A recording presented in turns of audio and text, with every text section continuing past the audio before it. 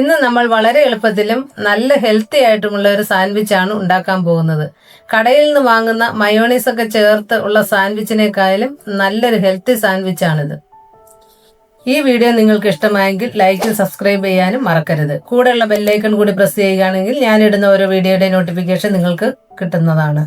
അപ്പോൾ നമുക്ക് വീഡിയോയിലേക്ക് പോകാം. സാൻഡ്വിച്ചിന് ഫില്ലിംഗ് ആയിട്ട് എടുക്കുന്നത് തക്കാളി, ക്യാരറ്റ്, കുക്കുംബർ, സവാള. ഇനി നമുക്ക് സാൻഡ്വിച്ചിന് ആവശ്യമായ ബ്രെഡ് എടുക്കാം. 4 സാൻഡ്വിച്ചിന് 8 ബ്രെഡാണ് എടുത്തിരിക്കുന്നത്. ഇതിന് പകരം നമുക്ക് വീറ്റ് ബ്രെഡ് വേണമെങ്കിലും യൂസ് ചെയ്യാം. ഇനി നമ്മൾ മല്ലിയില ചമ്മന്തിയാണ് ഉണ്ടാക്കാൻ പോകുന്നത്. ഇതാണ് ഈ സാൻഡ്വിച്ചിന് ഒരു നല്ലൊരു ടേസ്റ്റ് നൽകുന്നത്. അതിനുവേണ്ടി ഒരു 3-4 തണ്ട് മല്ലിയില എടുക്കണം. ഇത്രയും മല്ലിയില ഉണ്ടെങ്കിലും അത് അരച്ചു വരുമ്പോൾ കുറച്ചേ കാണുകയുള്ളൂ.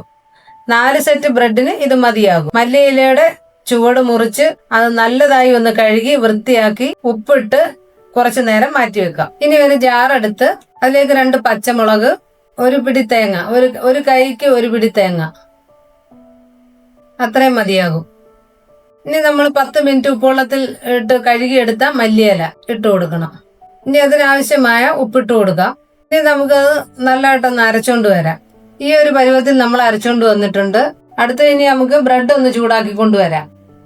അതിനായിട്ടൊരു പാൻ എടുത്ത് അതിലേക്ക് 1 ടീസ്പൂൺ നെയ്യ് ഒഴിച്ച് അതിലേക്ക് നമുക്ക് ഈ ബ്രെഡ് എല്ലാം ഒന്ന് ഇട്ട് കൊടുക്കാം. ഇത് നമുക്കൊരു മീഡിയം പരുവത്തിൽ നമുക്കതൊന്ന് മൊരിച്ചെടുക്കാം.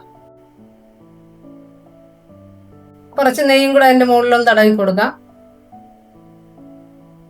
അതിനെ തിരിച്ചിടാം. ഈ വശവും കൂടെ ഒന്ന് മൊരിഞ്ഞ് കിട്ടണം. നേരത്തെ നമ്മൾ ഫില്ലിങ്ങിന് വേണ്ടി എടുത്തു വെച്ചിരുന്ന വെജിറ്റബിൾസ് ഒക്കെ ഒന്ന് വട്ടത്തിൽ അരിഞ്ഞുകൊണ്ട് വന്നിട്ടുണ്ട്. ഇനി ആ വെജിറ്റബിൾസിലോട്ട് അല്പം ഉപ്പിട്ട് കൊടുക്കാം. ശകലം നാരങ്ങ നീര് പിഴിഞ്ഞൊഴിക്കാം. ഇനി അതിനെ നന്നായിട്ടൊന്ന് മിക്സ് ചെയ്ത് ഇനി നമ്മൾ നേരത്തെ മൊരിച്ചു വെച്ച ബ്രെഡ് എടുത്ത് അതിലേക്ക് നമുക്ക് ഈ മല്ലിയിലയുടെ ചമ്മന്തി ഒന്ന് വെച്ചു കൊടുക്കാം.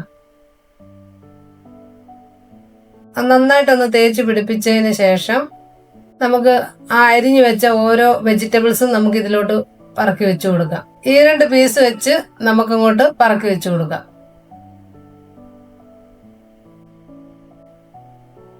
ഇനി വേറെ ബ്രെഡ് വെച്ച് നമുക്ക് അത് അടച്ചു കൊടുക്കാം. ഇങ്ങനെ നമുക്ക് വീട്ടിലുള്ള സാധനങ്ങൾ വെച്ച് പെട്ടെന്ന് ഉണ്ടാക്കാവുന്ന ഒരു സാൻഡ്വിച്ചാണിത്. കുട്ടികൾക്കൊക്കെ 4 മണി പലഹാരമായി ഉണ്ടാക്കി കൊടുക്കുവാൻ പറ്റിയ നല്ലൊരു ഹെൽത്തി സാൻഡ്വിച്ചാണ്. ഇത് എല്ലാവരും ഒന്ന് ട്രൈ ചെയ്ത് നോക്കുക.